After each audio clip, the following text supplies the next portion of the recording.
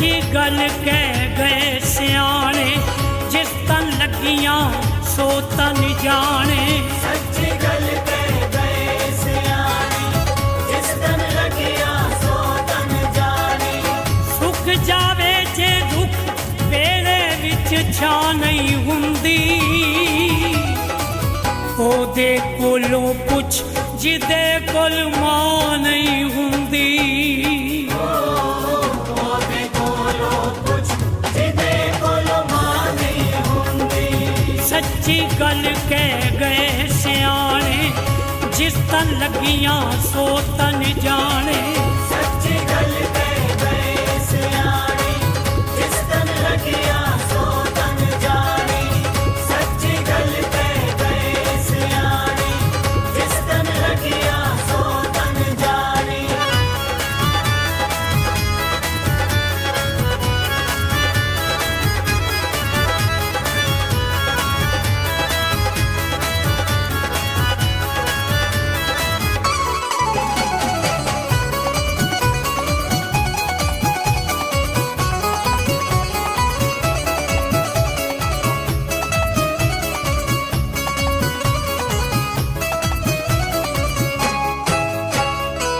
वक्त पवे हर कोई पासा बट जावे। वक्त पवे हर कोई पासा वट जावे। वक्त पवे हर कोई पासा वट जावे। एक वारी हो सकदा रब भी हट जावे। एक वारी हेलो हेलो हेलो हेलो रब भी hello hello hello hello hello hello. इको मां बच्चियां तो कदे परा नहीं हुंदी, ओदे कोलों पुछ जिदे कोल मां नहीं हुंदी। ओदे कोलों पुछ जिदे कोल मां नहीं हुंदी। सच्ची गल कह गए सियाणे, जिस तन लगियां सो तन hello hello hello hello hello. सच्ची गल कह गए सियाणे, जिस तन लगियां सो तन जाने। सच्ची गल कह गए सियाणे, hello hello hello hello hello. सो तन जाने।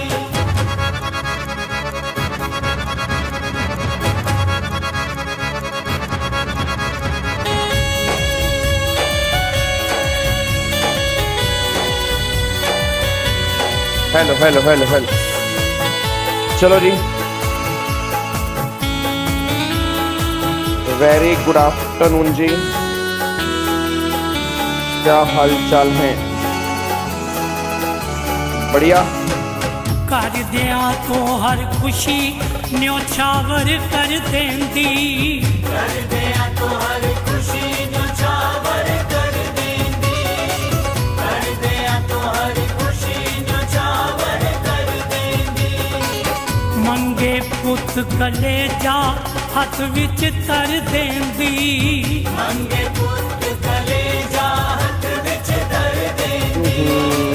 देनी पै जाए जान ते इस तो ना नहीं हुंदी, ओदे कोलों पुछ जिदे कोल मां नहीं हुंदी। चलो जी, वेरी गुड आफ्टरनून जी, क्या हाल चाल? बढ़िया जी। चलो आ जाओ फटाफट से, अब एक बार यहाँ पे आ जाओ जी। अब हम चैप्टर कर रहे थे टीडीएस का जी, ठीक है जी।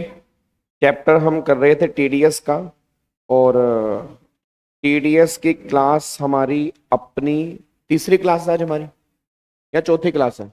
चौथी, टीडीएस की चौथी क्लास है, ठीक है जी। बट एक क्लास हमारी अभी और लगेगी, कल हम कोशिश करेंगे टीडीएस खत्म करेंगे, ठीक है जी। अब एक बार जो भी हमने कल वाली क्लास में देखा था, एक बार फटाफट से वो देख लेते हैं जी। कल वाली क्लास में सेक्शन हमने कौन कौन से यहाँ पे देखे थे, एक बार फटाफट से यहाँ पे आ जाओ जी। चलो जी, तो एक बार फटाफट से यहाँ पे आओ। अब कल वाली क्लास में एक तो सेक्शन नंबर 192 हमने यहाँ पे देख लिया था, एक 192 कैपिटल ए हमारा हो चुका था, ठीक है, ईपीएफ वाला, वहां पे 50,000 रुपए की लिमिट है। फिर 193 में आपके दो बॉन्ड थे, एक तो 8% वाला और एक 7.75% वाला, वहां पे 10,000 रुपए की लिमिट थी। फिर पब्लिक कंपनी अगर डिवेंचर पे इंटरेस्ट दे रही है, resident individual HF for the 5000 की लिमिट थी, और बाकी सब केस में यहाँ पे कोई भी लिमिट एप्लीकेबल नहीं थी। फिर अगला हमने यहाँ पे 194 किया डिविडेंड वाला। अगर डिविडेंड कैश में है तो कोई भी लिमिट नहीं है, अगर वो अदर देन कैश में होगा तो 5000 की लिमिट होगी, बट जो डिविडेंड लेने वाला होगा वो कौन होगा? इंडिविजुअल शेयर होल्डर होगा। ठीक है। उसके बाद फिर अगला 194 कैपिटल ए, ये था interest on security other than interest on security. मतलब फॉर एग्जांपल आपको एफडी का इंटरेस्ट मिल रहा है तो 40,000 की नॉर्मल लिमिट है। सीनियर सिटीजन वाले केस में 50,000 रुपए की लिमिट यहाँ पे निकल के आती है। फिर मैंने यहाँ पे कहा था इंडिविजुअल यहाँ पे टीडीएस तब काटता है अगर उसकी टर्नओवर पिछले साल की 50 लाख या 1 करोड़ से ज्यादा है। और फिर यहाँ पर मैंने कहा था कि अगर ये लोग दे रहे हैं फिर तो ये लिमिट एप्लीकेबल होगी, अदरवाइज आपकी लिमिट कौन से लगेगी? 5000 की लिमिट फिर आपके अदर केस में एप्लीकेबल होगी। ये पॉइंट हमने यहाँ पे डिस्कस किया था। ठीक है जी। अब ये सेक्शन डिस्कस करने के बाद अब कुछ सेक्शन आज हमें और डिस्कस करने हैं। एक तो 194B ये हम डिस्कस करेंगे 194B। ठीक है।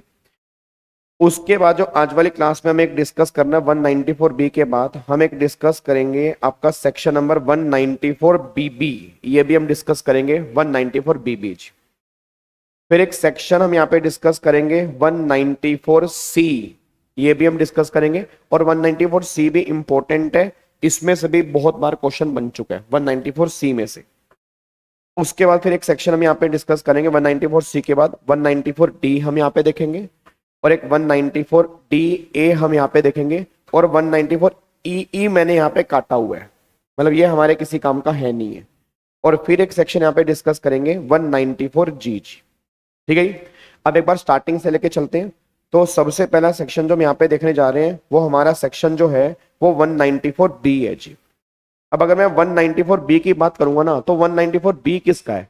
अच्छा याद है आपको मैंने कहा था इनकम टैक्स में कैजुअल इनकम होती है। अब कैजुअल इनकम में मैंने कहा था कि कैजुअल इनकम जो है वो 30% टैक्सेबल होती है। और कैजुअल इनकम में क्या आता है? Batting, gambling, lottery, crossword puzzles, ठीक है, गेम्स, ये सारी के सारी कैजुअल इनकम में आती है। और एक सेक्शन आपको मैंने और बताया था बेसिक कॉन्सेप्ट के चैप्टर में, अगर आपको याद आ रहा हो, कैजुअल इनकम मैंने कहा था 115BB में आती है, 30% टैक्सेबल होती है स्पेशल रेट से। और एक मैंने कहा था ऑनलाइन मनी गेम्स वाली इनकम जो होती है वो 115BBJ में आती है, और वो भी 30% टैक्सेबल होती है। मतलब ऑनलाइन मनी गेमिंग वालों का सेक्शन अलग था, बाकी कैजुअल इनकम वालों का अलग था। ऑनलाइन मनी गेमिंग का मतलब क्या हो गया? माई सर्कल 11, प्रोबो ऐप हो गया, ड्रीम 11 हो गया, जितनी भी आजकल ऐप चल रही हैं मनी गेमिंग वाली, कहते हैं नहीं आईपीएल से पहले कि आप इस पे अपनी टीम बनाओ, टीम बनाओगे तो आप इतना प्राइज जीत सकते हो, तो वो सारी ऑनलाइन मनी गेमिंग ऐप है। तो गवर्नमेंट ने कहा उसके लिए सेक्शन है 194BBJ। अब वो तो टैक्स रेट वाले सेक्शन थे, वो तो असेसमेंट ईयर में लगते हैं। अब मुद्दा क्या है? अगर हम टीडीएस की बात करेंगे तो टीडीएस वाले केस में क्या होगा? तो टीडीएस वाले केस में भी 2 सेक्शन है। अब टीडीएस वाले केस में सेक्शन कौन से हैं? एक तो 194B है और एक 194BA है। तो 194B कहां लगेगा? जहां 115BB लगेगा वहां 194B लगेगा, और जहां 115BBJ लगेगा वहां पर 194BA लगेगा। मतलब जहां पर 115BBJ लग रहा है वहां पर 194BA लग रहा है, और जहां पर 115BB लग रहा है वहां पर 194B लग रहा है। अब अगर आपको याद आ रहा हो लॉटरी वाले केस के अंदर मैंने कहा था कि कोई एग्जम्पशन लिमिट नहीं होती असेसमेंट ईयर में, याद करो। लॉटरी वाले केस में क्या था? ना तो तुम बची हुई एग्जम्पशन लिमिट यूज कर सकते हो, फिर जितनी भी तुम्हारी कैजुअल इनकम होती है मैंने कहा था वो 30% से टैक्सेबल होती है। बट टीडीएस वाले केस में ऐसा नहीं है। टीडीएस वाले केस में गवर्नमेंट कहती है अगर तुमने सट्टे से इनकम कमाई और तुम्हारी इनकम 10,000 तक है तो टीडीएस नहीं कटेगा। बट अगर तुम्हारी सट्टे वाली इनकम 10,000 से ज्यादा है फिर वो सामने वाली पार्टी 30% से टीडीएस काटेगी। तो सिंपल सी बात क्या निकल के आ रही है कि टीडीएस का रेट और असेसमेंट ईयर में जो टैक्स पे करोगे उसका रेट दोनों सेम है। मतलब वहां पर भी कैजुअल इनकम पर क्या रेट है? 30% है। टीडीएस का भी क्या रेट है? 30% है। बट यहां 10,000 के बाद है, वहां स्टार्टिंग से। इसका मतलब क्या निकल के आ रहा है इसका मतलब ये निकल के आ रहा है कि अगर मान लो मेरी कैजुअल इनकम जो है, कैजुअल इनकम मेरी 6,000 रुपए की है, मान लो मैंने लॉटरी से इनकम कमाई 6,000 रुपए, तो जो मेरे को पैसा देगा वो टीडीएस नहीं काटेगा, बट 6,000 रुपए डायरेक्टली मैं टैक्स पे कर दूंगा 30% से। कौन सा? नहीं नहीं, ये वाला 115 बीबीजे, ठीक है। अच्छा अब क्या चीज, अच्छा ये वाला 194 बीबी, ये 194 बीबी है, ये 194 बीबीजे है। अब सुनो ध्यान से जी, अब क्या है कि फॉर एग्जांपल मान लो कैजुअल इनकम जो है, अब कैजुअल इनकम मान लो मेरी 11,000 है, तो 11,000 है तो ये वाला बंदा टीडीएस भी काटेगा, फिर बाद में टैक्स भी लगेगा। अब एक बंदा कह रहा है कि सर डबल टैक्स लगेगा, नहीं, जो टीडीएस कट गया वो माइनस हो जाएगा ना। मेरी बात समझो, आप थोड़ा ना समझो, एक्चुअल में क्या तुम पेपर में गलती करके आओगे। होगा क्या, होगा ये, याद है आपको मैंने कहा था कि पीजीबीपी वाले क्वेश्चंस की प्रैक्टिस चल रही है। जैसे कल हमने सारे क्वेश्चन कौन से किए, डेप्रीसिएशन वाले, आज हम क्वेश्चन करेंगे साइंटिफिक रिसर्च वाले। सेक्शन नंबर 35 जो हमारा साइंटिफिक रिसर्च वाला है, उसके आज हम क्वेश्चंस करेंगे। फिर कल भी हमारी पीजीबी क्लास है, कल हम क्वेश्चन करेंगे वो P&L अकाउंट वाले, एड लेस क्या होगा, एड लेस क्या होगा, और उससे अगले दिन भी जो क्वेश्चन करेंगे वो P&L अकाउंट वाले करेंगे। तो 2 दिन हम P&L अकाउंट वाले क्वेश्चन करेंगे, आज हमने डेप्रिसिएशन वाले कल कर लिए, आज हम साइंटिफिक रिसर्च वाले क्वेश्चन करेंगे। अब सुनो ध्यान से मैं कहना क्या चाह रहा हूं, अब जब तुम्हें P&L अकाउंट दिया होगा ना, तो होता क्या है, P&L अकाउंट ये तुम्हें दिया हुआ है। अब जो तुम्हें P&L अकाउंट दिया हुआ है तो ऑब्वियस सी बात है ये एज पर हमारा कंपनीज एक्ट होगा, एज पर कंपनीज एक्ट होगा। इसमें इन्होंने खर्चे यहाँ पे डेबिट कर रखे होंगे, इनकम इन्होंने यहाँ पे क्रेडिट कर रखी होगी। अब इन्होंने क्या कर रखा है, क्रेडिट साइड में यहाँ पे लिख रखा है लॉटरी की इनकम, और लॉटरी की इनकम लिख रखी है 70,000 रुपए, और ब्रैकेट में लिख रखा है नेट ऑफ टीडीएस, ब्रैकेट में लिख रखा है नेट ऑफ टीडीएस, ये लिख रखा है। अब मेरा पूरी क्लास का क्वेश्चन है, जब तुम बिजनेस की इनकम निकालोगे इस 70,000 रुपए का ट्रीटमेंट क्या करोगे बताओ भाई। जब मैं बिजनेस की इनकम निकालूंगा तो बेस क्या बनेगा, नेट प्रॉफिट, इसमें खर्चे ऐड करूंगा और मैं वो इनकम माइनस कर दूंगा। कौन सी इनकम माइनस करूंगा, जो क्रेडिट की हुई थी बट क्रेडिट नहीं होनी। अब ये वाली इनकम जो है ये अदर सोर्स की इनकम है, ये बिजनेस की इनकम तो नहीं है, तो क्या करूंगा, माइनस करूंगा। अच्छा माइनस कितनी करूंगा, जितनी इन्होंने क्रेडिट की हुई है। क्रेडिट कितनी की हुई है, 70,000 रुपए, तो मैंने माइनस कर दिए 70,000, क्योंकि ये मेरी बिजनेस की इनकम है नहीं। बट अच्छा ये मेरी इनकम किस हेड की इनकम है, अदर सोर्स। अब अदर सोर्स पे आ जाओ, जब मैं अदर सोर्स में यहां पे लिखूंगा लॉटरी की इनकम, तो लॉटरी की इनकम जब मैं दिखाऊंगा तो क्या 70,000 रुपए दिखाऊंगा, गवर्नमेंट कहती नहीं, गवर्नमेंट कहती है 70,000 रुपए की इनकम जो है ना ये तो नेट ऑफ टीडीएस है। इट मींस इसमें टीडीएस कट चुका है। अब टीडीएस कटा होगा 30% से, तो मतलब ये 70,000 रुपए जो हैं ये 70% के बराबर है, तो मल्टीप्लाई 100, तो तेरी 1 लाख रुपए की कैजुअल इनकम आएगी। अब मैं क्या करूंगा, 1 लाख रुपए की कैजुअल इनकम अदर सोर्स में दिखा दूंगा जी। तो बच्चा कह रहा है सर इससे फर्क क्या पड़ेगा, फर्क ये पड़ेगा अब जो मेरी ग्रोस टोटल इनकम निकलनी है उसमें 1 लाख की इनकम जुड़ेगी, 1 लाख की इनकम जुड़ेगी, फिर मैं अकॉर्डिंगली यहां पे टैक्स निकालूंगा। तुम सब जानते हो इसमें तो 30% ही लगेगा, तो 1 लाख का 30 कितना हो गया, 30,000 रुपए का टैक्स हो गया, ठीक है। और कितना मेरा टीडीएस कट चुका होगा, 30 का ही टीडीएस कट चुका होगा। बट फर्क क्या आएगा, यहां पे सेस लगेगा, वहां पे सेस नहीं था भाई, वहां पे सेस नहीं है ना। वहां पे सेस कब लगता है, जब सैलरी की पेमेंट हो।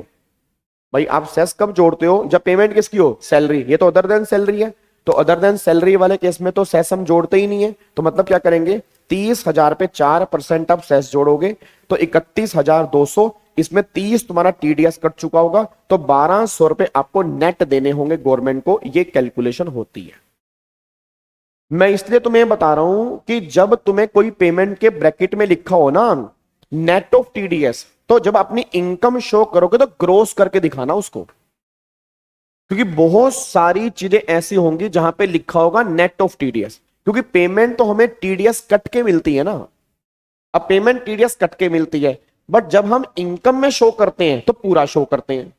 तो गलती से ऐसा ना हो कि तुम अदर सोर्स के अंदर 70,000 रुपए शो कर दो, 70,000 रुपए नेट ऑफ टीडीएस है, तो अगर नेट ऑफ टीडीएस मतलब 30% टीडीएस कट चुका है, मतलब वो 70,000 पे 70 के बराबर है, तो अगर 70,000 पे 70 के बराबर है तो आप 1 लाख रुपए शो करके आओगे, 70,000 पे शो करके नहीं आओगे। बस ये पर ध्यान दो जी। यहां तक बात मेरी क्लियर है? पक्का पक्का? तो वही बात। अच्छा अब यहां पे एक बात और सुनो। अब अगर मान लो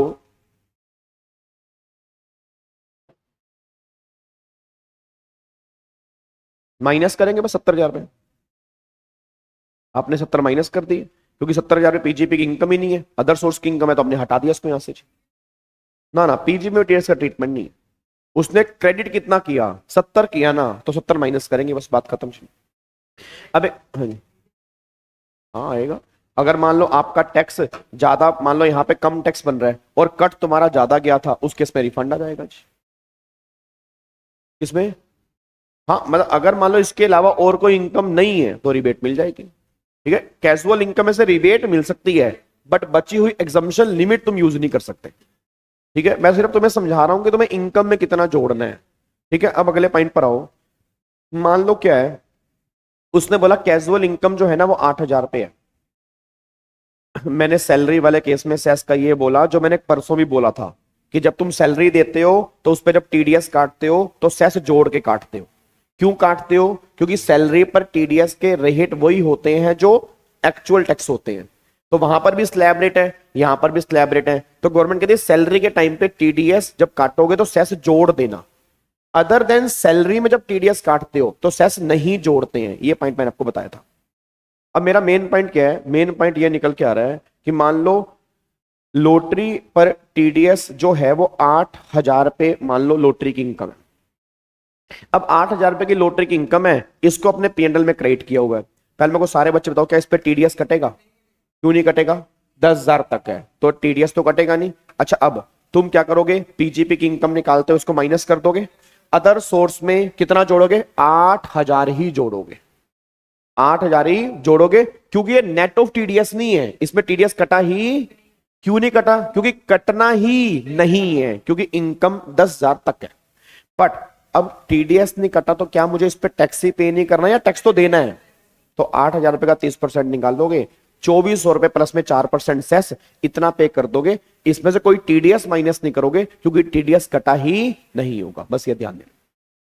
मैं इतनी सी बात बताना चाह रहा हूं कि टीडीएस के लॉ में 10,000 रुपए की लिमिट है, वहां पे कोई लिमिट नहीं है। तो अगर 10,000 से ऊपर है तो फिर तो भैया टीडीएस काटना पड़ेगा और वहां पे भी आपको टैक्स पे करना पड़ेगा। अगर 10,000 तक है तो टीडीएस नहीं कटेगा, बट वहां पे तुम्हारी इनकम जो होगी उस पर तुम टैक्स पे करोगे। बस ये पर ध्यान दो। हाँ, अगर देखो, अगर उसने बोला 15 है और ये बोला नेट ऑफ टीडीएस है, हाँ तो अगर नहीं है तो फिर 15 शो कर दो। अब प्रॉब्लम क्या होती है, कई बार सुनो ध्यान से, जब भी तुम्हें पैसा मिलता है ना, आप ये मान के चलो वो टीडीएस कट के मिलता है। अगर क्वेश्चन साइलेंट है तो भी तुम ये एज्यूम करके आ सकते हो कि ये नेट ऑफ टीडीएस है। मैं ये नहीं कह रहा तुम्हें एज्यूम करके आना ही है, क्योंकि क्वेश्चन साइलेंट है, आप ग्रोस एज्यूम करके आ जाओ। बट जो तुम एज्यूम करके आ रहे हो फिर वो लिखो कि तुमने माना क्या। वैसे तुम्हें क्वेश्चन में दिया होगा ये नेट है या ग्रोस है। अगर वो नेट दिया हुआ है तो टीडीएस जोड़ दो, अगर वो ग्रोस दी है तो मत जोड़ो। अगर क्वेश्चन साइलेंट है तो फिर अपनी एजम्पशन पे करके आओ कि तुमसे क्या मान रहे हो, उसके बेस पे करके आओगे। ठीक है, अब आगे आओ जी।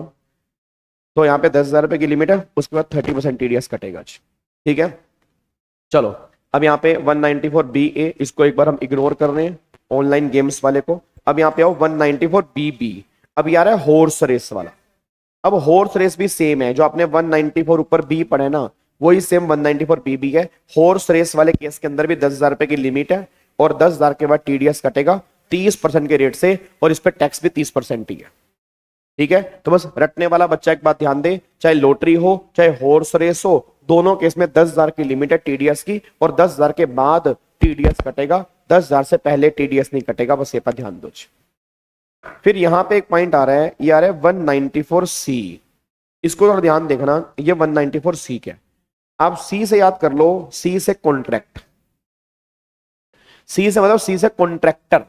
अब 194C कहां लगेगा? जितने भी आज हमारे कॉन्ट्रैक्ट होते हैं, जैसे आर गवर्नमेंट के साथ कॉन्ट्रैक्ट होते हैं, आर रोड बनानी है, हाईवेज बनाने हैं, ब्रिज बनाने हैं, मार्केटिंग करनी है, दुनिया जहान के कॉन्ट्रैक्ट होते हैं, उन सब केस में टीडीएस 194C में कटता है। तो टीडीएस काटने वाला कौन है? उसने क्या बोला? उसने देखो क्या बोला कि central government, state government, local authority, principal corporation, company, firm, trust, registered society, corporate society, this. आप अगर चेक करोगे उसने सभी लोगों का यहां पे नाम बोल दिया। जो भी लोग कॉन्ट्रैक्ट कर रहे हैं तुमसे, जो भी लोग कॉन्ट्रैक्ट कर रहे हैं, तो जो भी लोग कॉन्ट्रैक्ट कर रहे हैं गवर्नमेंट कह रही उस केस में टीडीएस कटेगा 194C में। बट कब कटेगा? तो गवर्नमेंट कह रही है पहली बात तो इंडिविजुअल एचईएफ इसमें टीडीएस तब काटेंगे जब इनकी टर्नओवर 50 लाख या 1 करोड़ से ऊपर होगी। याद है पॉइंट हमने वहां भी पढ़ा था 194A वाले केस में।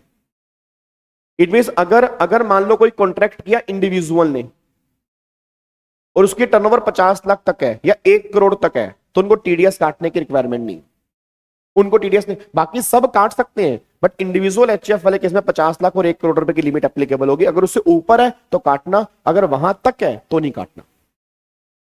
बट इसमें थ्रेशोल्ड लिमिट क्या है? तो गवर्नमेंट ने कहा सुनो, सिंगल पेमेंट है तो 30,000 तक नहीं काटना, 30 के बाद काटना है।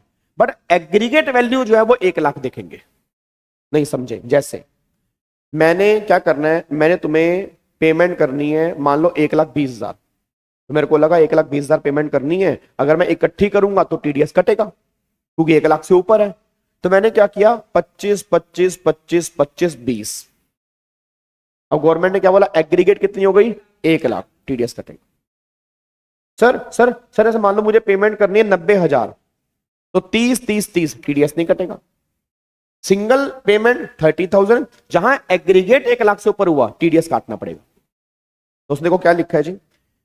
वो कहना चाह रहे हैं कि सिंगल सम क्रेडिटेड और पेड मोर देन 30,000 और aggregate sum credited paid to contract in a financial year 1 lakh, और इंडिविजुअल एचएफ तब काटेंगे अगर उनकी टर्नओवर 1 लाख या 50 लाख से ऊपर होगी, 1 करोड़ या 50 लाख से ऊपर होगी। अगर 1 करोड़ या 50 लाख तक है तो उन्हें टीडीएस काटने की रिक्वायरमेंट नहीं है, बस ये पर ध्यान दो जी।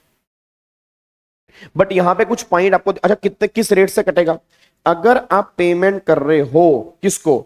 अगर आप पेमेंट कर रहे हो इंडिविजुअल और एचईएफ को तो फिर कटेगा 1% के रेट से, और अगर आप पेमेंट कर रहे हो एनी अदर पर्सन को फिर टीडीएस कटेगा 2% से। आप मेरे को बताओगे इतना कम रेट यहां पे क्यों है? क्योंकि सर कॉन्ट्रैक्ट बहुत बड़ी वैल्यू के होते हैं, इतनी मोटी वैल्यू पर अगर 10% टीडीएस काट लेंगे बहुत हैवी अमाउंट हो जाएगा। आप समझो जो ये रोड के कॉन्ट्रैक्ट होते होंगे, हाईवेज के कॉन्ट्रैक्ट होते होंगे, कितने करोड़ों के होते होंगे, इनका 1% ही कितना बनता होगा। तो गवर्नमेंट ने कहा इसलिए यहां पे रेट जो है वो 1%, 2% है। अगर सामने वाला बंदा इंडिविजुअल एचएफ है तो 1% से काटेंगे, अगर वो अदर है तो 2% से काटेंगे। एक बच्चे ने डाउट पूछा सर पेमेंट करनी 80,000 पे 40-40 करके की, क्या टीडीएस कटेगा? कटेगा, 30,000 से ऊपर है। सिंगल पेमेंट 30 है, एग्रीगेट 1 लाख है। सिंगल 30 से कम होनी चाहिए, एग्रीगेट 1 से कम होना चाहिए। सिंगल 30 से कम है, एग्रीगेट 1 से ऊपर जा रहा है, टीडीएस कटेगा। सर बट कैसे कटेगा?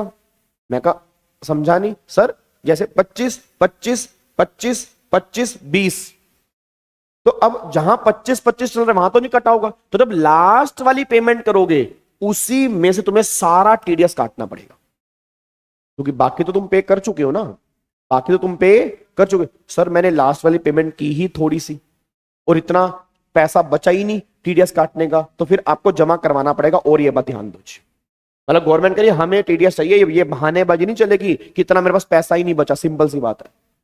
ठीक है, तो जहां तक 1 लाख तक है वहां तक तो नहीं कटेगा, जहां 1 से ऊपर हुआ, अब जब तुम ये वाली पेमेंट कर रहे हो तो उसमें से सारा टीडीएस काटोगे, बस एक बार ध्यान दो। ठीक है, अब यहां पे एक बार देखना नॉन एप्लीकेबिलिटी ऑफ टीडीएस, कब एप्लीकेबिलिटी ऑफ 194C नहीं लगेगा। क्या कह रहे हैं देखो जी, कह रहे हैं no deduction is required to be made from the sum credited or likely to be credited or paid during the previous year to the accounts of a contractor during the course of business of flying, hiring, leasing, goods carriage if he furnish his permanent account number to deductor। इसका मतलब क्या है? जो वो याद है, ये हमने एक सेक्शन किया था, तुम्हें याद आ रहा हो, सेक्शन 44AE पीजीपी के चैप्टर में, वो याद करो, वो गुड्स कैरिज वाले था, जहां पर मैंने कहा था आपका बिजनेस होता है flying, hiring of goods transport carriage, जिसमें 10 तक ट्रक होने चाहिए। याद है 1000 पर टन और 7500 रुपए पर मंथ और part of month heavy goods vehicle और नॉन हैवी गुड्स व्हीकल वाली कैलकुलेशन जो हमने की थी, तो उसकी बात कर रहा है। अगर तुम्हारा धंधा वो धंधा है और तुम्हारे पास 10 तक ट्रक है और तुमने पैन कार्ड दे दिया, तुम्हारा टीडीएस नहीं कटेगा, तुम टीडीएस से माफ हो जाओगे अगर आप पैन कार्ड जमा करवा देते हो और पूरे साल में 10 तक ट्रक आपके पास हैं। ये बात ध्यान दो। क्या बात मेरी समझ में आ रही है? ठीक है। एक बच्चा कह रहा है सर लास्ट पेमेंट में से कैसे कटेगा? सिंपल, एक बात मेरे को बताओ यार, आपने पेमेंट करनी है 1,20,000, आपने 25 25 25 25 20 की है, अब एक 20 है, क्या वो 1 लाख से ऊपर है? तो कितना टीडीएस कटना चाहिए? 1%। अगर वो इंडिविजुअल है तो 1,20,000 रुपए का 1% अगर निकालूंगा तो 1200 हो गया। तो जब लास्ट वाली पेमेंट तुम करोगे 20,000 रुपए की, उसमें से 1200 रुपए काट लेना। भाई हर पेमेंट पे तुम नहीं काट पाए, क्यों नहीं काट पाए? क्योंकि अभी एग्रीगेट 1 लाख हुआ नहीं था और सिंगल पेमेंट 30,000 से कम थी।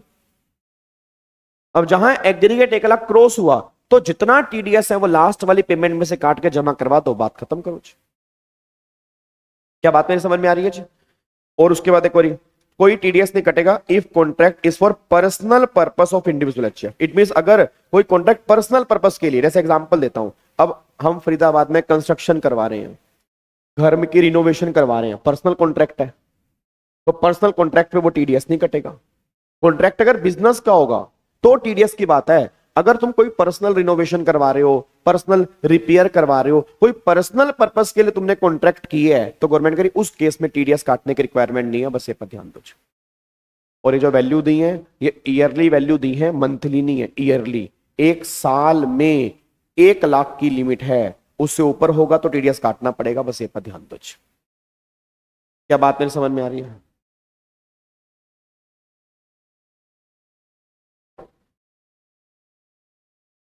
$194M हम बाद में डिस्कस करेंगे, अभी हम 194C की बात कर रहे हैं कि 194C में क्या लिखा है जी। ठीक है।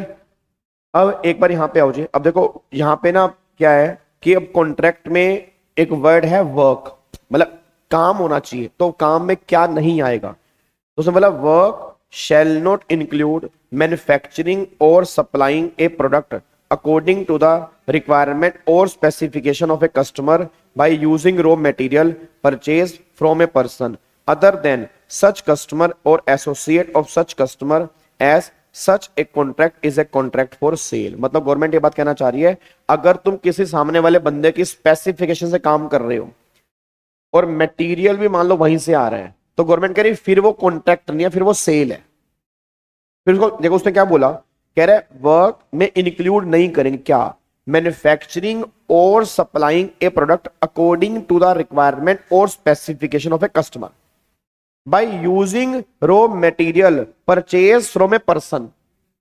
ठीक है नहीं, other than such customer, other than such customer और associate of such customer as such a contract is a contract of sale. इसका मतलब क्या कहना चाह रहा है? वो ये बात कहना चाह रहा है, जैसे मान लो आप दर्जी के पास गए, आपने कहा भैया मेरे को इसके अकॉर्डिंग काम करवाना है, दर्जी ने कहा आप मतलब जो आप कह रहे हो हम बिल्कुल वैसा डिजाइन बना देंगे। अब अगर आपने मुझे कपड़ा दे दिया, फिर तो ये कॉन्ट्रैक्ट में आ गया, कपड़ा मैं लेकर आया, डिजाइन मैंने बनाया, तो आपको नहीं लग रहा एक तरह से मैंने पेंट बना के तुम्हें दे दी, कपड़ा भी मेरा, सिलाई भी मेरी, सब कुछ मेरा, फिर तुमसे पैसे तो मैं कपड़े के भी लूंगा ना। तो गवर्नमेंट का फिर तो वो सेल है, फिर कॉन्ट्रैक्ट थोड़ा है। यार एक बात मेरे को बताओ, जब भी तुम दर्जी से कपड़ा सिलवाने जाते हो तो कपड़ा उसका होता है या तुम्हारा होता है? वो कॉन्ट्रैक्ट है, कपड़ा भी उसका, सिलाई भी उसकी, और वो तुम्हें दे रहा है, तो फिर वो सेल की ट्रांजेक्शन। नो डाउट स्पेसिफिकेशन तुम्हारी है, स्पेसिफिकेशन तुम्हारी है, तो गवर्नमेंट ने कहा स्पेसिफिकेशन होने से वर्क कॉन्ट्रैक्ट नहीं बनेगा। उसमें कपड़ा जो है वो सामने वाली पार्टी का है, तो एक तरह से वो कपड़े के भी तुमसे पैसे चार्ज करेगा, फिर वो सेल वाली कैटेगरी में कवर होगा, वहां 194C एप्लीकेबल नहीं होगा, बस ये बात ध्यान दो। क्या बात मेरी समझ में आ रही है? पक्का पक्का? तो ये पॉइंट यहां पे कहना चाह रहा है। अब उसके बाद देखो जी, वही इसने ये 194C है, 194C में से ना क्वेश्चन पक्का पक्का बन जाता है, बट बनेगा इसके अंदर से ही, तो थोड़ा ध्यान लेके चलना। 1% से कटना है, 1% कब? इंडिविजुअल एचएफ, अदर केस में 2% है। लिमिट कितनी है? 30,000 और 1 लाख की। ठीक है जी। और क्या वर्क में नहीं आएगा? स्पेसिफिकेशन तुम्हारी, कपड़ा उसके अंदर मेरा है, तो उस वर्क में नहीं आएगा। फिर कहां टीडीएस नहीं काटना, गुड्स कैरिज वाले केस में नहीं काटना। अगर 10 तक ट्रक है और पैन कार्ड आपने जमा करवा दी है तो टीडीएस नहीं काटना, बाकी सब केस में रेट अप। और हाँ, अगर इंडिविजुअल एचएफ है, टर्नओवर 50 लाख या 1 करोड़ तक है, तो भी उनको 194C में टीडीएस नहीं काटना। ये 194C की कहानी है। अब उसके बाद अगला सेक्शन जो है ये हमारा है 194D जी। अब ये 194D है इंश्योरेंस कमीशन। अब देखो सुनो ध्यान से, एक चीज रट लो क्योंकि ना एग्जाम के लिए इतना इंपॉर्टेंट नहीं है। जहां भी कमीशन होगा ना, चाहे वो इंश्योरेंस का हो, चाहे वो लॉटरी की टिकट बेचने पर हो, चाहे वो नॉर्मल कमीशन हो, हर केस में 15,000 की लिमिट है। ये तुम रट लो कि अगर क्वेश्चन कमीशन में से बनता है तो 15 की लिमिट है। अगर क्वेश्चन कमीशन में से बनता है, आपको मैं दिखा देता हूं, देखो कमीशन, इंश्योरेंस कमीशन 15 की लिमिट है। उसके बाद देखो अगला 194G, लॉटरी की टिकट सेल करने पर कमीशन 15 की लिमिट है। उसके बाद फिर 194H, देखो कमीशन और ब्रोकरेज 15 की लिमिट है। तीनों केस में 15 की लिमिट है। ये ध्यान रख लो कि 15 की लिमिट है, कमीशन वाले केस में 15 की लिमिट है। बस ये बात ध्यान दो, बट रेट सब में सेम नहीं है। ये थोड़ी सी प्रॉब्लम है, रेट सब में सेम नहीं है। बट हां, ये अच्छी बात है कि 2 केस में रेट सेम है, एक में अलग है। इंश्योरेंस कमीशन वाले केस में रेट अलग है, बाकी दोनों कमीशन में रेट जो है वो सेम है। अब सुनो ध्यान से क्या ना क्या चाह रहा हूं। इंश्योरेंस कमीशन का मतलब क्या होता है सर, जैसे आज बहुत, मैंने कहा ना, आज बहुत सारी कंपनी के ना इंश्योरेंस आ गए हैं। दुनिया जहान की कंपनी है जिनके इंश्योरेंस आ गए। और स्टार हेल्थ का इंश्योरेंस है, आईसीआईसीआई का है, एचडीएफसी का है, उसके बाद आईसीआईसीआई का इंश्योरेंस है, एक्सिस का इंश्योरेंस है। जितने भी बैंक है ना, इन सबके इंश्योरेंस आ चुके हैं। अब इतने कंपनी के इंश्योरेंस है तो किस कंपनी का इंश्योरेंस लेना है, फिर इनके लिए क्या करते हैं, इनके लिए एजेंट बुलाते हैं और वो एजेंट अपनी कंपनी का इंश्योरेंस बेचते हैं। तो जब वो एजेंट अपनी कंपनी का इंश्योरेंस बेचेंगे तो उन्हें बदले में क्या मिलेगा, कमीशन। उस कमीशन पे बात हो रही है कि वो जो इंश्योरर है, जो मतलब जो इंश्योरेंस कंपनी है, जब वो कमीशन देगी सामने वाले एजेंट को, 15,000 तक कमीशन है पूरे साल का, तो टीडीएस नहीं कटेगा, 15 से ऊपर कटेगा। बट कब, अगर वो सामने वाला बंदा पेई जो है, अगर वो नॉन कॉर्पोरेट है, मतलब इंडिविजुअल है, एचयूएफ है, एओपी है, तो उस केस में 5%। और अगर वो सामने वाला बंदा कॉर्पोरेट है, मतलब डोमेस्टिक कंपनी है, तो रेट 10%। मतलब अगर एक कंपनी एजेंट है, अगर एक कंपनी एजेंट है तो उसका टीडीएस कटेगा 10% से। अगर अदर देन कंपनी एजेंट है तो टीडीएस कटेगा 5% से। 15,000 के बाद कटेगा, 15 तक टीडीएस नहीं कटेगा। ये इंश्योरेंस कमीशन है। अब एक बात बताओ, इंश्योरेंस कमीशन के अलावा भी तो बहुत सारे कमीशन होते हैं। ऐसा तो है नहीं इंश्योरेंस बेचने पर ही कमीशन मिलता है। अभी हमने जीएसटी वाली क्लास में एग्जांपल दिया था, निरमा ही लेना, उसको भी कमीशन मिलेगा। आज बाहर इतने सारे एजेंट घूम रहे हैं, सबको कमीशन मिलता है। अब गवर्नमेंट ने कहा एक तो होता है जनरल कमीशन, जनरल मतलब जो कहीं कवर नहीं हो रहा। अच्छा, आपको पता है लॉटरी की टिकट सेल करने पर भी कमीशन मिलता है। लॉटरी की टिकट का मतलब क्या है? अच्छा, लॉटरी लीगल है इलीगल है? लीगल है। आज स्टेट गवर्नमेंट लॉटरी निकालती है, पता आपको?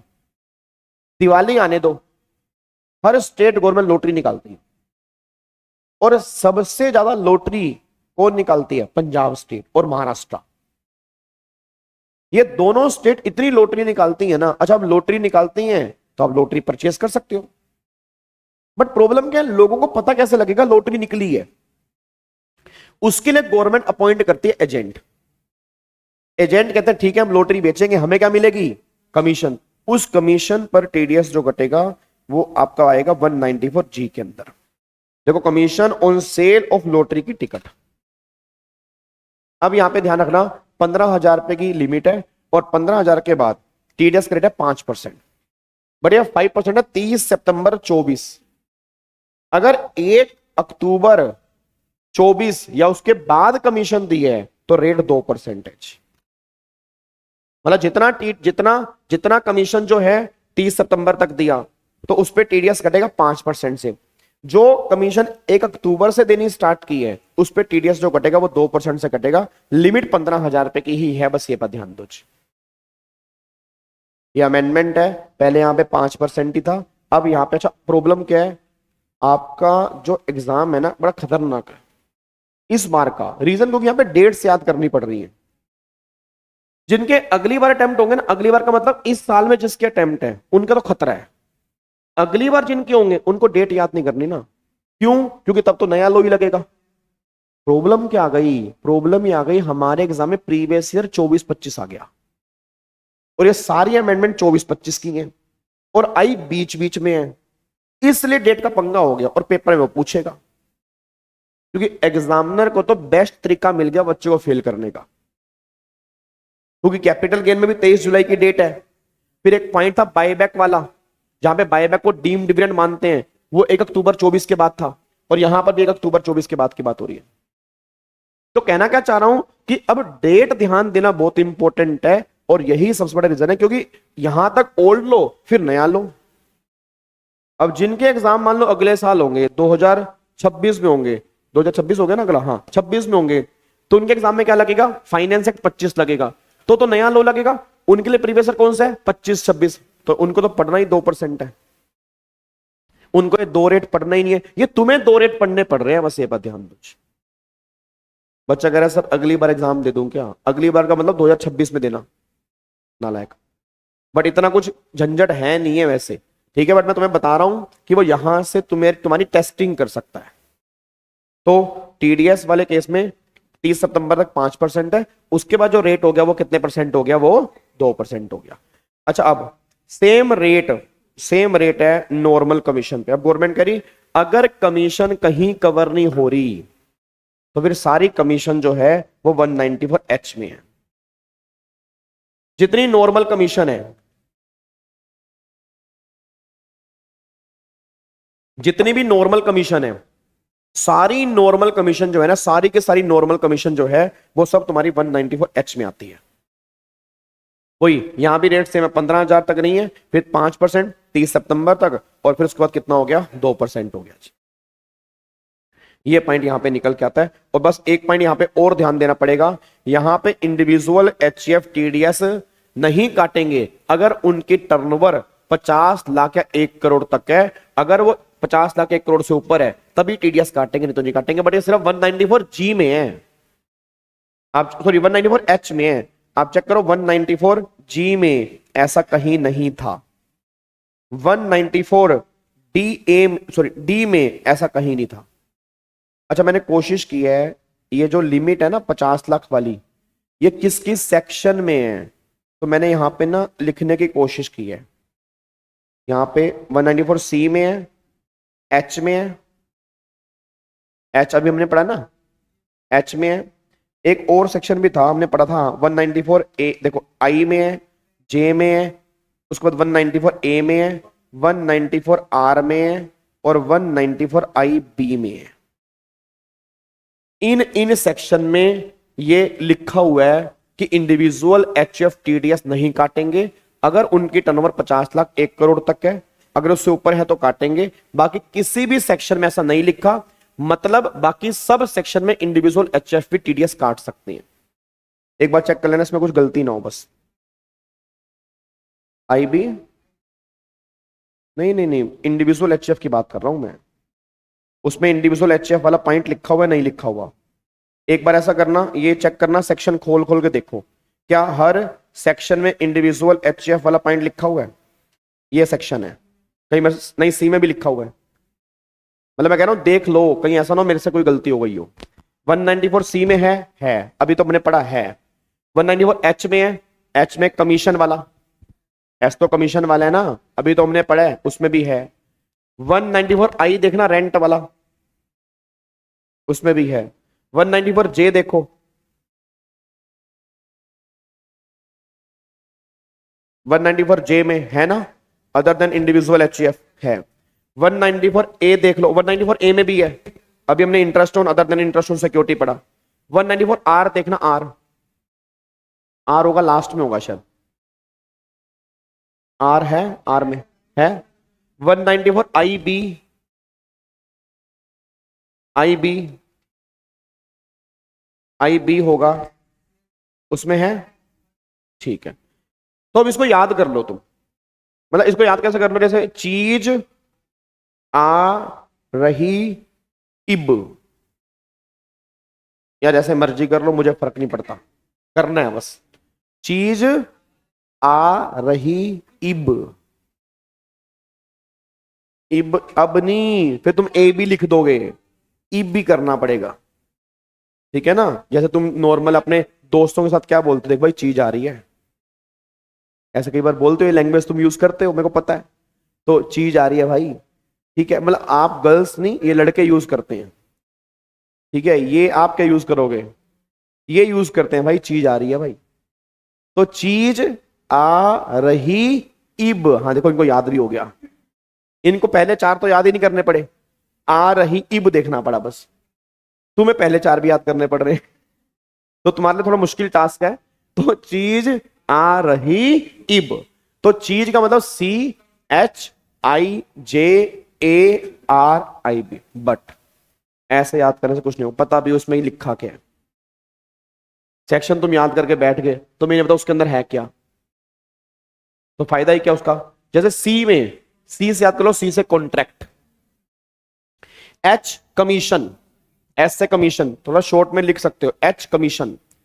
आई से रेंट, आई से रेंट। जे से professionals fees, professional fees, professional fees हो गया, टेक्निकल फीस हो गया, रॉयल्टी हो गया, जे में सब आता है।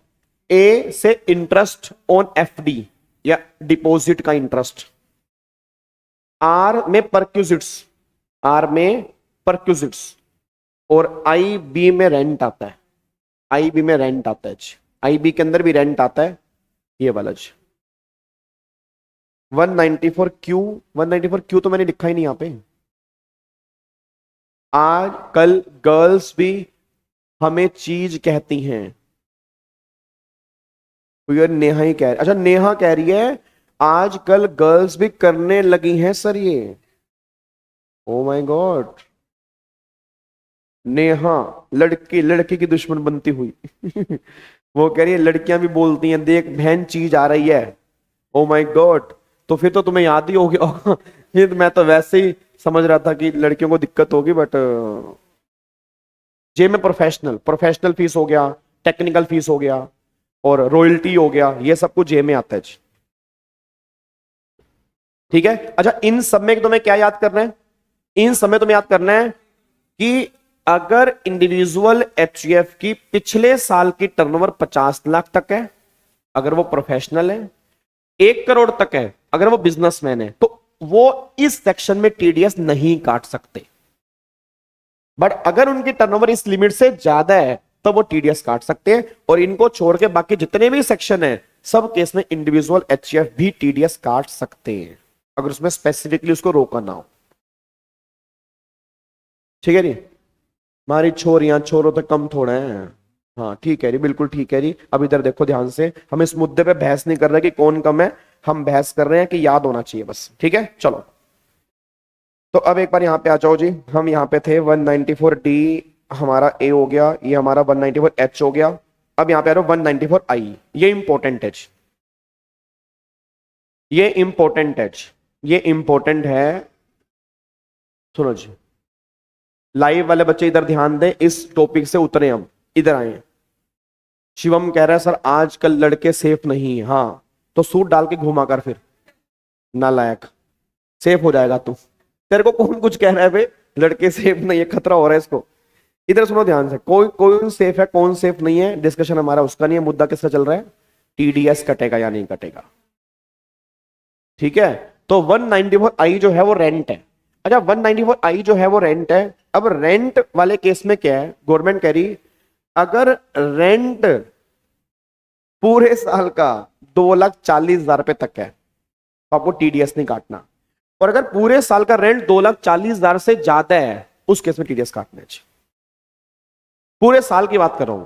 बट अब मेरे को सारे बच्चे बताना, यहां पे वही टीडीएस काटेगा जिस इंडिविजुअल एचएफ की टर्नओवर 50 लाख 1 करोड़ से ज्यादा है, बट बाकी सब तो काट ही सकते हैं, बाकी सब तो अब एक बात मैं बताऊं, मैं रेंट पे कर रहा हूं नीचे फोटोकॉपी वाले भैया को, अगर मेरी पिछले साल की टर्नओवर 1 करोड़, क्योंकि मैं तो बिजनेस है ना, teaching is business, teaching is not under profession, profession मतलब वो 9 प्रोफेशन, याद है 9 प्रोफेशन स्पेसिफाइड, उसमें टीचिंग नहीं आता।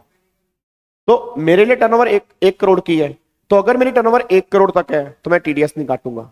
अगर मेरी टर्नओवर 1 करोड़ से ज्यादा है पिछले साल की, तो फिर मैं रेंट पे टीडीएस काटूंगा, अगर रेंट पूरे साल का 240 से ज्यादा है। ठीक है जी। अब एक बात बताओ, 240 मतलब 20,000 पर मंथ, मतलब 20,000 पे पर मंथ, तो नॉर्मली यहां पे फिर आपको टीडीएस काटना पड़ेगा, बस ये बात ध्यान दो। अब देखो यहां पे क्या लिखा है, तो उसने लिखा रेंट अगर 240 से ज्यादा है, कोई भी पर्सन है टीडीएस काटेगा, अदर देन इनको छोड़ के। अच्छा कब? अब रेंट अगर वो दे रहा है प्लांट मशीनरी का तो रेट 2% है, और अगर वो लैंड और बिल्डिंग का रेंट है या फर्नीचर का रेंट है तो रेट 10% है। उसका रीजन है क्योंकि प्लांट मशीनरी का रेंट बहुत ज्यादा होता है, क्योंकि प्लांट मशीनरी हैवी होती है, उनका रेंट आप चेक करो, बड़ी बड़ी कंपनी में जब प्लांट मशीनरी किराए पे लेते हैं, बिल्डिंग का रेंट कितना होगा? 1 लाख, 1.5 लाख, 2 लाख महीने का। प्लांट मशीनरी का रेंट 10-10 लाख महीने का होता है, क्योंकि वो बहुत महंगी आती है सर। हमें लगता है प्लांट मशीनरी, ये प्लांट मशीनरी का मतलब पंखे की बात नहीं कर रहे हो, है ये भी प्लांट मशीनरी, बट मेन बात कर रहे हैं जो बड़ी बड़ी फैक्ट्री में लगी होती है, वो बहुत महंगे किराए, तो उसका टीडीएस इन्होंने कम रेट से काटा 2% से, बट गवर्नमेंट ने कहा बिल्डिंग है या फर्नीचर है 10% से कटेगा। अब देखो यहां पे जी, टीडीएस नहीं कटेगा, no requirement to deduct TDS at source under 194I on remittance of passenger service fees by airline to an airport operator. इसका मतलब क्या है? जो एयरलाइन वाले एयरपोर्ट ऑपरेटर को पैसेंजर सर्विस फीस, मतलब क्या होता है? आप एयरपोर्ट गए हो कभी? एयरपोर्ट, अच्छा गए होंगे तो आप अपना अंदर नहीं बैठे होंगे कभी, अंदर एयरपोर्ट के अंदर गए हो, मतलब फ्लाइट में तो नहीं, कभी नहीं गए होंगे, गए हो? एक बच्चा गया, तो बाकी सब तो नहीं गए। तो जब आप अंदर जाते हो, जैसे चलो एयरपोर्ट छोड़ो यार, रेलवे स्टेशन जाते हो, बैठने की जगह मिलती है, कुर्सियां लगी होती हैं, ऐसे ही एयरपोर्ट पे भी होता है, बस थोड़ा सा बढ़िया क्वालिटी का होता है, वहां सफाई थोड़ी ज्यादा होती है, वहां पे प्रॉपर चार्जिंग वाले पॉइंट्स लगे होते हैं, ये होता है बस सफाई, बस ये चीज है। तो मुद्दा क्या आ रहा है, अब मान लो एयर इंडिया की फ्लाइट आने वाली है, तो एयर इंडिया की फ्लाइट के सामने एयर इंडिया का वेटिंग रूम मतलब एरिया होता है, वहां पे लोग बैठे होते हैं, तो आपको नहीं लग रहा एयर इंडिया वाले वो स्पेस यूज कर रहे हैं? ठीक है। अब आप कभी चेक करना, जब भी आप फ्लाइट की टिकट बुक करवाते हो तो वो आपसे पैसेंजर सर्विस फीस भी चार्ज करते हैं, तो उस पे गवर्नमेंट कह रही जीएसटी मतलब सॉरी टीडीएस नहीं कटेगा, इसको हम रेंट का पार्ट नहीं मानेंगे, ये कोई रेंट नहीं है कि तुम एयरपोर्ट अथॉरिटी को रेंट दे रहे हो उसका। तो उसने क्लैरिफिकेशन निकाली थी, और आज तक अभी पेपर में पूछी नहीं है, बट अगर पूछ ली जाए कि पीएसई पर क्या टीडीएस कटेगा 194I में, नहीं कटेगा, सर्कुलर के थ्रू मना किया हुआ है। और किस पे टीडीएस नहीं कटेगा? No TDS on refundable deposit, obvious सी बात है, जो रिफंडेबल डिपॉजिट है उस पर टीडीएस क्यों कटेगा? वो तो वापस मिल जाना है मेरे को। Arrears of rent receive, arrears of rent अगर आपको मिल रहे हैं तो टीडीएस कटेगा जी, वो भी तो एक तरह का रेंट ही हो गया। अगर मान लो आपको एरियर्स मिल रहे हैं रेंट के, तो रेंट ही तो है वो, 3 महीने का इकट्ठा रेंट है, बस ये फर्क है, टीडीएस कटेगा। TDS apply on advance rent also, अगर आप एडवांस में रेंट दोगे, जैसे मान लो मैंने, अब क्या हुआ, इस बंदे को मान लो 2 साल का एडवांस दे दिया, तो गवर्नमेंट ने कहा ठीक है एडवांस रेंट टीडीएस काटो। तो ऐसा नहीं है कि हर महीने का रेंट दोगे तो टीडीएस कटेगा, अगर तुम एडवांस रेंट दे रहे हो तो भी तुम्हें टीडीएस काटना पड़ेगा, बस ये पर ध्यान दो। क्या बात मेरी समझ में आ रही है? बट एक बार यहां पे ध्यान देना, मैं दोबारा बोल रहा हूं, इंडिविजुअल एचएफ तभी टीडीएस काटेंगे अगर उनकी टर्नओवर 50 लाख या 1 करोड़ से ज्यादा है। तुम्हें क्वेश्चन में दिया होगा टर्नओवर, बहुत ध्यान से देख लेना, अगर टर्नओवर 1 करोड़ तक है और वो इंडिविजुअल है, not required to deduct TDS under section 194I, ये बात ध्यान दो।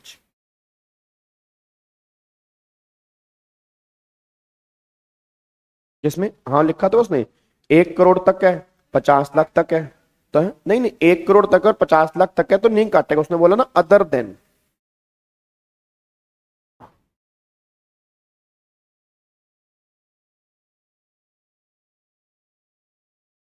नहीं काटेगा। पहले ये कंडीशन है, पहले ये कंडीशन है, आप ये लाइन दोबारा पढ़ो।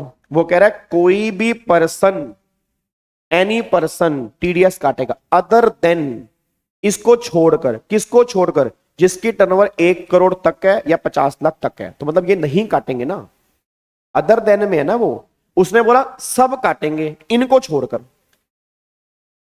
अब किनको छोड़कर? जिनकी टर्नओवर 50 लाख या 1 करोड़ तक है, बस ये पर ध्यान दो बच्चा। अगर काटो काटो, पूरा चैप्टर ही काट दो, ठीक है जी, पूरा चैप्टर काट देंगे। तो ये हमारा 194 था, ये बात ध्यान दो। डन। ये हमारा रेंट वाला है, इंपॉर्टेंट है। कुछ गिने चुने सेक्शन है जो मैं तुम्हें बता दूंगा, बहुत इंपॉर्टेंट है, उनको तुम भूल के भी स्किप मत करना।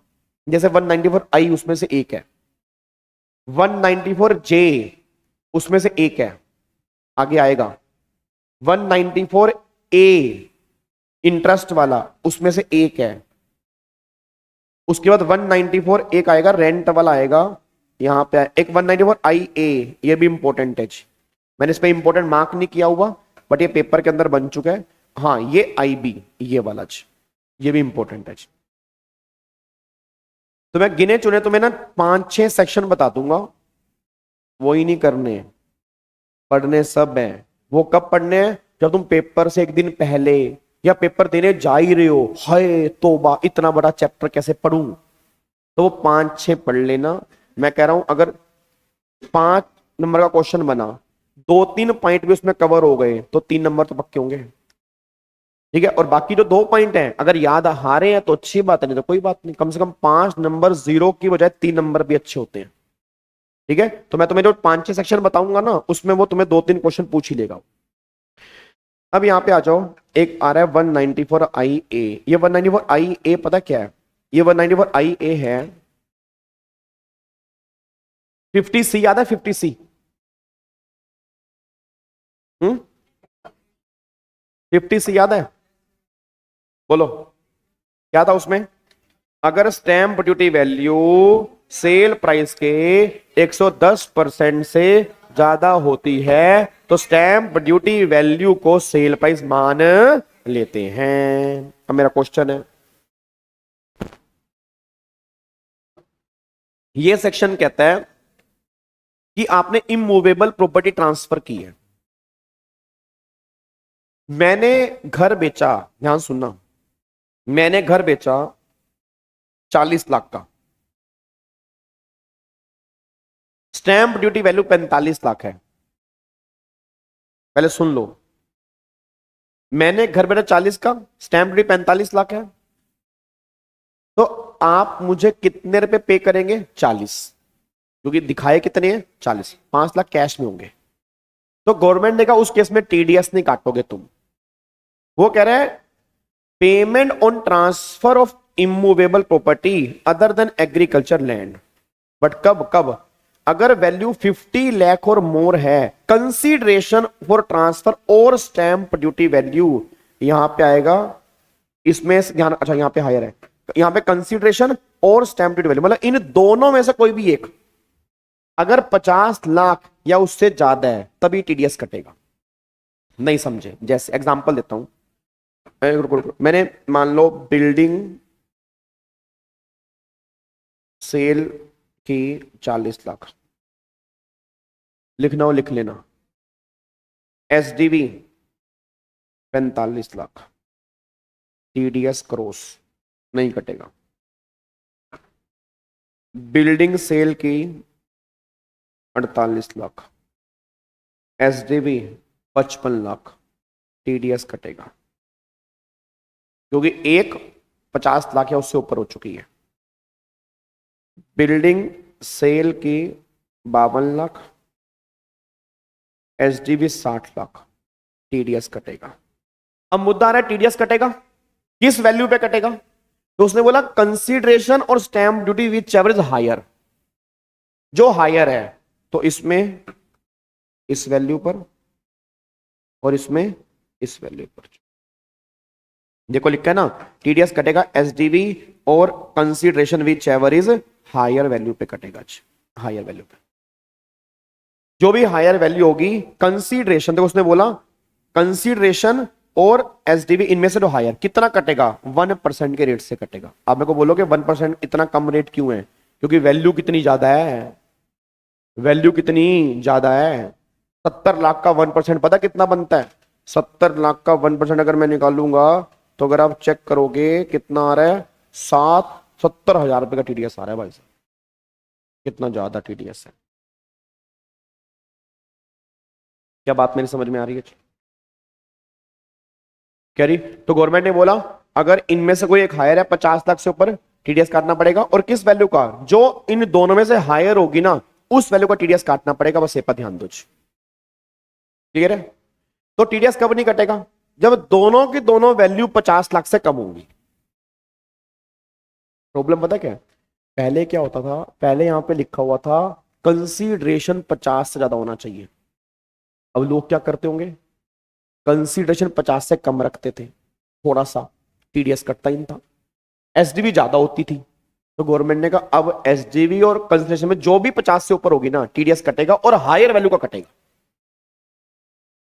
जो भी तुम हायर वैल्यू दिखाओगे उसका कटेगा। बस ये पर ध्यान दो। तो ये हमारा 194 IA यहां पे निकल के आ रहा है, ये वाला। क्लियर है जी? अब मैं लास्ट सेक्शन करवा रहा हूं बस आज की क्लास का, 194 आई बीच। देन इसको पैक करेंगे और फिर बाकी बचे कुछ जो भी है वो कल देखेंगे। आई भी बिल्कुल सिंपल है, बिल्कुल सिंपल, बिल्कुल सिंपल, इसमें कुछ है ही नहीं। पहले एक बात बताओ, इधर सुनो।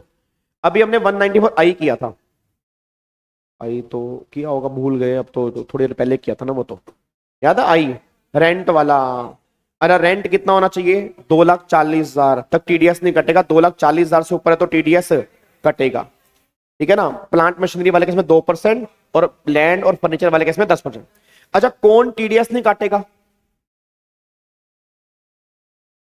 इंडिविजुअल एचजीएफ नहीं काटेगा जिसकी टर्नओवर 50 लाख या 1 करोड़ तक है। अब ध्यान सुनो,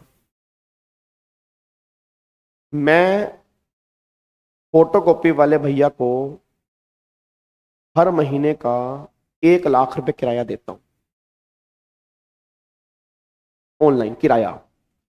मैं फोटोकॉपी वाले भैया को, जो इसके ओनर है बिल्डिंग के, उसको हर महीने का 1 लाख रुपए किराया देता हूं। ठीक है? मेरी पिछले साल की टर्नओवर 70 लाख रुपए है और किराया 1 लाख महीने का दे रहा हूं, तो पूरे साल का 12 लाख दे रहा हूं। क्या मुझे 194 आई में टीडीएस काटना पड़ेगा? नहीं, क्योंकि मेरी टर्नओवर 1 करोड़ तक है। बट गवर्नमेंट को लगा यार किराया तो बहुत मोटा है, छोटा मोटा किराया भी नहीं है। बट प्रॉब्लम क्या आ रही है, इसकी टर्नओवर 1 करोड़ तक आ रही है, तो ये 194 आई में आ नहीं पा रहा। इसे हम टीडीएस में लाना चाहते हैं। अब गवर्नमेंट लेकर आ गई 194 आई बी, कि जो इंडिविजुअल एचजीएफ 194 आई में कवर नहीं है वो आई बी में आ जाएंगे। अच्छा, आई में कौन कवर नहीं है? जिनकी टर्नओवर 50 लाख या 1 करोड़ तक है वो यहां पे आ जाएंगे। बट कब? अगर मंथली रेंट वो पे कर रहे हैं 50,000 से ज्यादा। मतलब अगर कोई इंडिविजुअल या एचजीएफ अगर 50,000 से ऊपर का मंथ का रेंट पे कर रहा है तो उसको टीडीएस काटना पड़ेगा 194 आई बी में, चाहे उसकी टर्नओवर 50 लाख या 1 करोड़ तक ही क्यों ना हो। अब देखो यहां पे लिखा हुआ है, उसने क्या लिखा है, कह रहा है इंडिविजुअल एचजीएफ। कौन से इंडिविजुअल एचजीएफ? अदर देन, किनको छोड़ के? जिनकी टर्नओवर 1 करोड़ या 50 लाख से ज्यादा है, इनको छोड़ के। तो कौन? क्योंकि वो वहां पे कवर हो गए, तो यहां पे कौन आए? 50 लाख तक और 1 करोड़ तक वाले। तो टीडीएस काटना पड़ेगा। 30 सितंबर तक जो रेट था वो 5% था, अब रेट कितना हो गया? 2% हो गया। इसमें भी अमेंडमेंट आ गई है।